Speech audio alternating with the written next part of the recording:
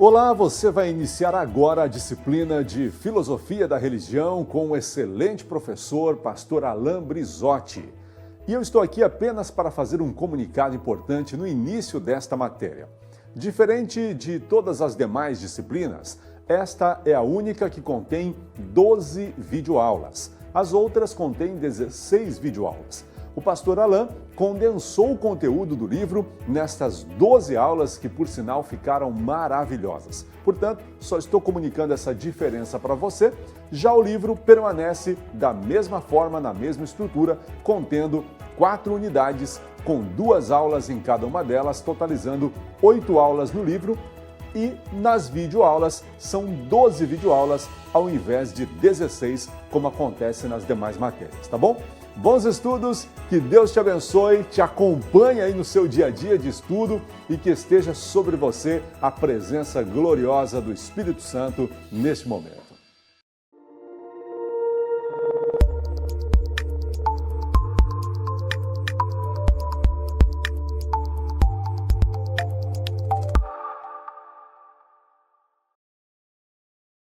Meus irmãos, graça e paz, tudo bem? Eu sou o pastor Alain Brizotti, é um prazer enorme estar com vocês aqui.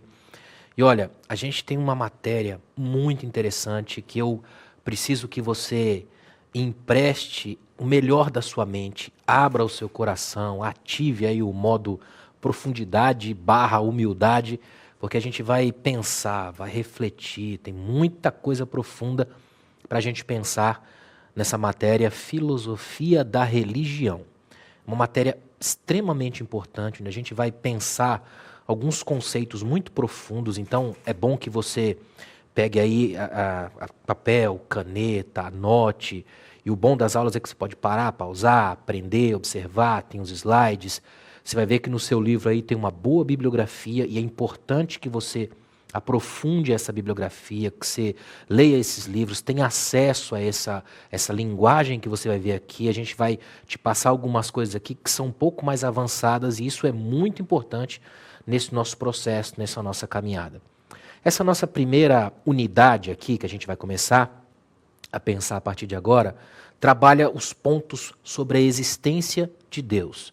Aliás, quando você começa a mexer com filosofia da religião, uma das primeiras e das mais profundas, obviamente, investigações a se fazer é sobre a existência de Deus. E aqui é bom já deixar bem claro para vocês que a gente não tem todas as respostas, a gente não vai te dar tudo muito mastigadinho, até porque esse não é o objetivo e nem a proposta desse curso, mas é te levar a pensar, provocar o pensamento, fazer com que você entenda que há sempre alguma coisa a mais, sempre novas possibilidades de leitura. Aqui o que a gente vai te dar é um convite à profundidade. Então, gente, a gente vai começar a pensar a questão da existência de Deus e para que a gente comece bem aqui, eu vou deixar uma coisa clara. À medida que a gente for andando nas aulas, você vai perceber que a gente vai citar alguns conceitos e eles são muito profundos e graças a Deus aí pela internet você vai ter como pesquisar. Tem muitos textos, muitos livros. Seria bom, aliás, deixa eu já fazer abrir um parêntese aqui. É importante demais que você adquira bons dicionários teológicos. Tem uma diferença entre dicionário bíblico e dicionário teológico. O bíblico trata das questões, obviamente, bíblicas em si. O livro bíblico, quem escreveu, a data, o histórico. Já o dicionário teológico, e esse é muito importante que você tenha, trata desses conceitos da teologia, da ciência da religião, e é muito importante que você adquira bons conteúdos como esses. A bibliografia também consta muito disso. Então, por exemplo, eu vou falar de alguns conceitos aqui, como esse que a gente vai começar agora, como a epistemologia, por exemplo. A epistemologia é um dos ramos da filosofia cuja finalidade é compreender, através de um estudo crítico, o princípio, os fundamentos, para você validar de maneira consistente o seu conhecimento. Então, o Millard J. Erickson ainda conceitua, por exemplo, a epistemologia como uma teoria do conhecimento ou uma investigação sobre como obtemos conhecimento. Esse é um termo-chave, um termo muito importante da filosofia da religião, que você já deve colocar num cantinho aí, anotar e pensar um pouco mais sobre ele, porque ele tem uma infinidade de coisas para você aprender em cima dessa ideia da epistemologia. Outra ideia que vai sempre andar junto quando a questão for as conversações, a profundidade da própria filosofia da religião ou do tema da existência de Deus, você vai ver epistemologia, você vai ver ontologia, que tem a ver com a identidade, o ser. Ou seja, a ontologia é um dos ramos da metafísica, cuja finalidade busca compreender a realidade de um ente, de um ser. E a gente vai entender isso, até porque está lidando com a ideia de existência de Deus, tem um sentido também ontológico. Num outro sentido, até porque sempre com Deus é mais profundo. Então, guarde aqui, ó, alguns conceitos já começam a surgir. Epistemologia, metafísica, aquilo que está para além do próprio conhecimento, da própria discussão, daquilo que é básico da gente. Toda vez que você escutar essa meta, tem alguma coisa a mais.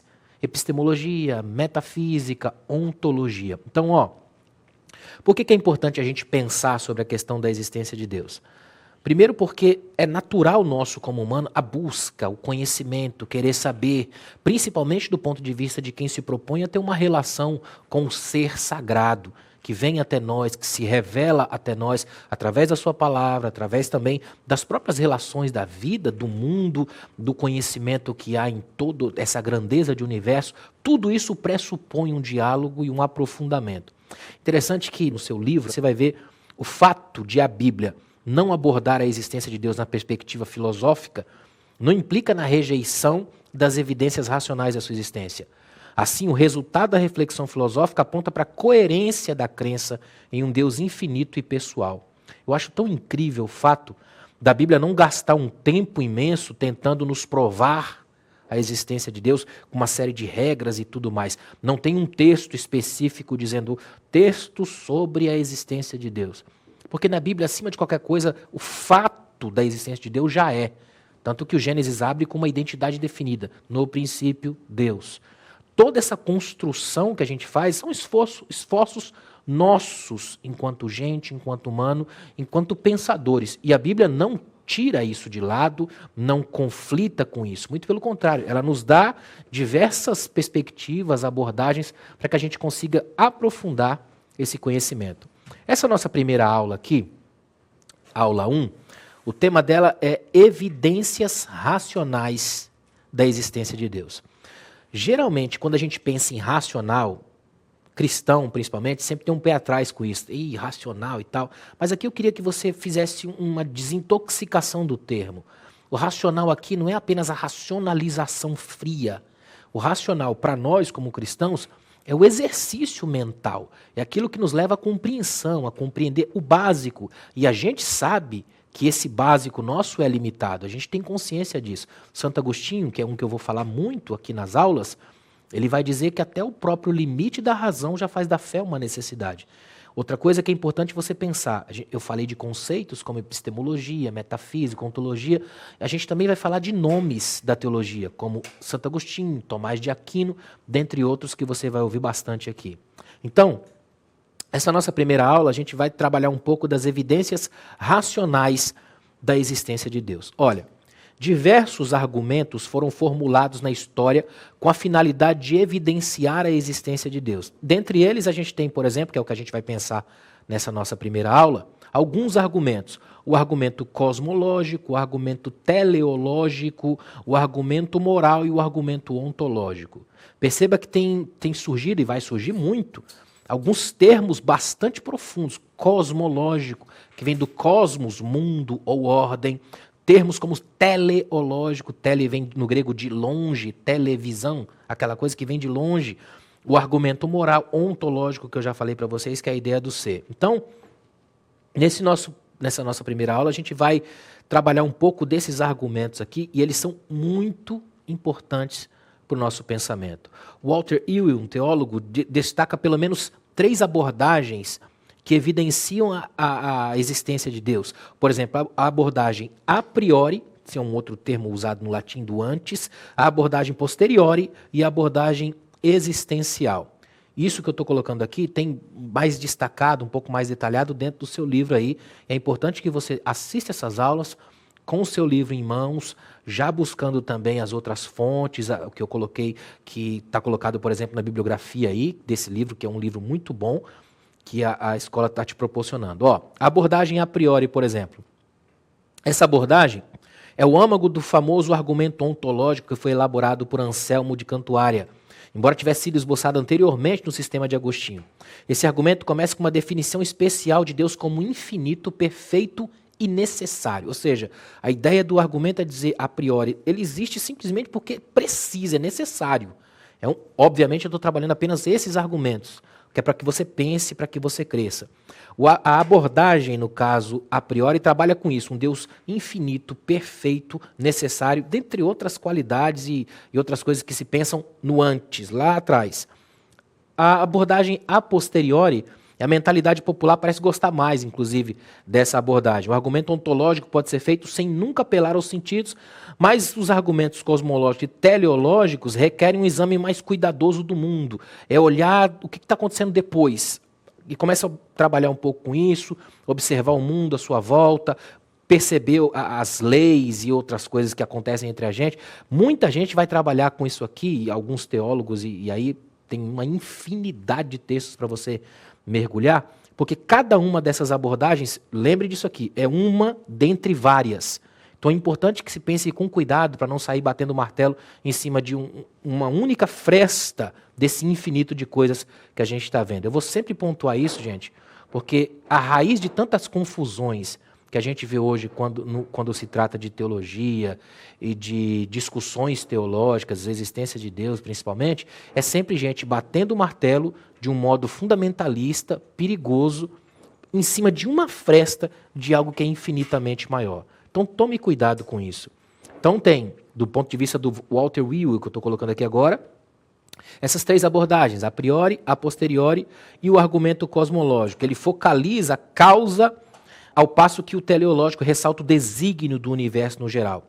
A abordagem existencial que afirma a experiência direta de Deus através, no caso, da revelação pessoal. Essa abordagem não é realmente um argumento no sentido comum, como está colocado no nosso livro, porque, em geral, a pessoa não argumenta em prol de alguma coisa que pode ser diretamente experimentada. Então, eu queria, nesse momento, com vocês aqui, pensar rapidamente algumas coisinhas em cima desses argumentos que eu pontuei agora há pouco, que eu acho que são muito importantes para o nosso crescimento. Por exemplo, argumento cosmológico. Preste atenção nisso aqui. Ó. O argumento cosmológico defende a ideia de que toda existência tem uma causa primária, ou seja, possui uma razão de ser. E nessa perspectiva, um ser único é considerado o ponto de origem e é nele que está o controle que equilibra toda a existência. O Norman Geisler, um teólogo fantástico, destaca que existem duas formas básicas para esse argumento. Assim, a primeira diz que o cosmo, essa palavra cosmo vem do grego, sentido de universo, de mundo, de todo. O cosmo ou universo precisou de uma causa lá no seu princípio. Já a segunda argumenta que ele precisa de uma causa para continuar existindo. Então presta atenção numa coisa aqui. Ó.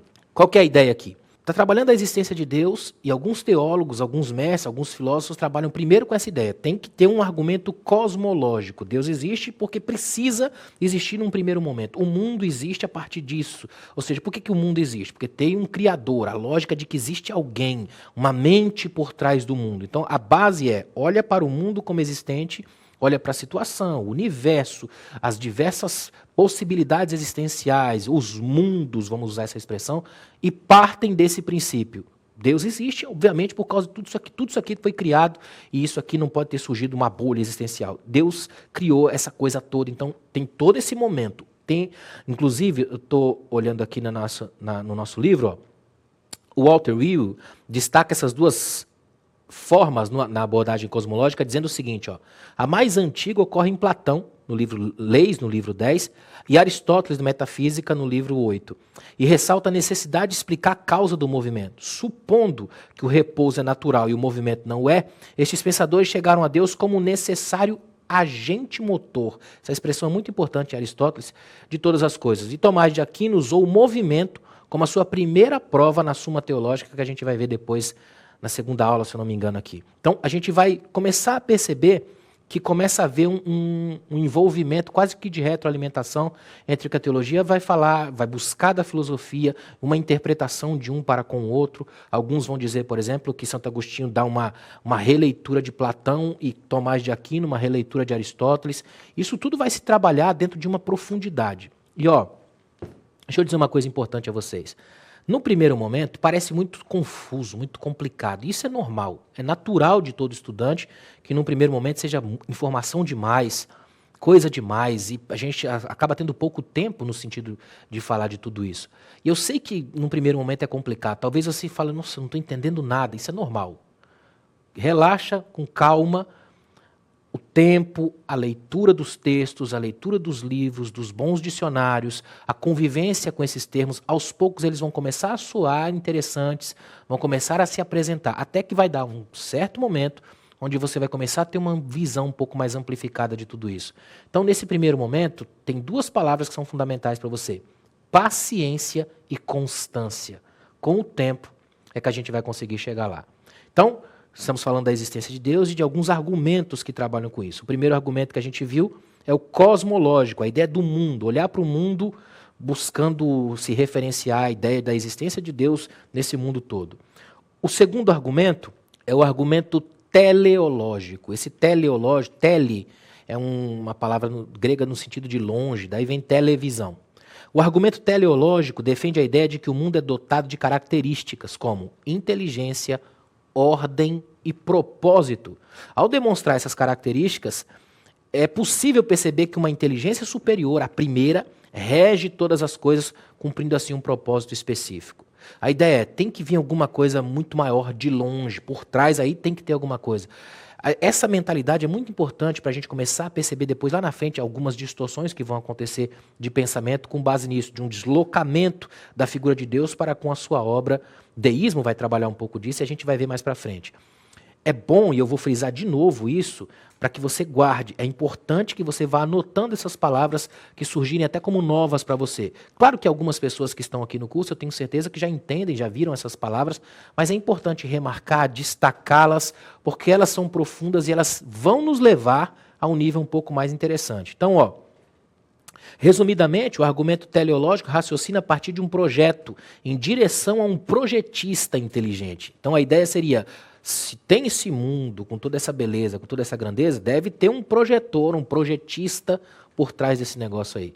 Tem um biólogo alemão chamado Peter Huliban, e ele disse, por exemplo, que se você pega uma colher de sopa e você colocar na terra do quintal da sua casa e levantar, você tem um universo ali de micro-organismos, de tantas coisas. Então, alguns partem desse princípio teleológico. Existe uma coisa espetacular, uma mente que projeta tudo isso, porque não é possível que tanta profundidade tenha vindo de algo tão complicado. Algumas pessoas, inclusive, vão usar esse argumento em outras instâncias para combater, por exemplo, até a ideia do Big Bang, né? Que o mundo teria surgido a partir de uma explosão. Tem até um escritor inglês, que eu não me lembro agora o nome, mas ele dizia que acreditar que o mundo como nós temos, tão profundo e detalhado, surgiu de uma explosão, é como acreditar que um dicionário completo de língua portuguesa surgiu da explosão de uma gráfica. Então, alguns vão trabalhar com essas perspectivas. Outro argumento é o argumento moral. O argumento moral defende a existência de um ser supremo que legisla, governa todas as coisas. E esse argumento moral repousa na ideia de que o ser humano busca e reconhece uma moral superior. Assim, Deus seria, obviamente, se constitui nessa moral superior. Mais ou menos o seguinte: o indivíduo pensa, eu penso como moral, eu consigo fazer alguma coisa do bom, do bem, deve existir alguma coisa infinitamente maior, a fonte de todo esse bem. Então, esse argumento moral vai trabalhar com essa verdade. Inclusive, olha que interessante aqui, Immanuel Kant, por exemplo, filósofo extraordinário, que depois você vai ver também, extremamente difícil, denso de ler, ele defendeu que a existência de Deus e a imortalidade da alma eram questões de fé, e não de raciocínio especulativo comum, segundo se declarava, está limitado à sensação. Kant vai trabalhar com uma série de coisas, um imperativo categórico, por exemplo, e tantas outras coisas que são muito profundas, e Kant exige uma leitura mais densa, mais pausada, mas que sempre vai bater um pouquinho em algumas dessas questões da moral, da moralidade, também, obviamente, como uma sombra disso, o imoral e a imoralidade. Então, a gente até aqui trabalha cosmológico, teleológico, moral. Tem também o argumento ontológico. Esse argumento defende que o ser humano traz dentro de si a ideia da existência de um ser plenamente perfeito. Assim, esse ser, obviamente, deve existir. A ideia seria dizer assim, bom, Então é importante que esse ser exista, esse ser de fato existe, porque tem que ter alguma coisa infinitamente maior nesse sentido. Ou a ideia era, como eu sou ontológico, eu estou olhando para o meu ser, a minha identidade, isso não pode vir só de mim, como se fosse uma criação pessoal minha.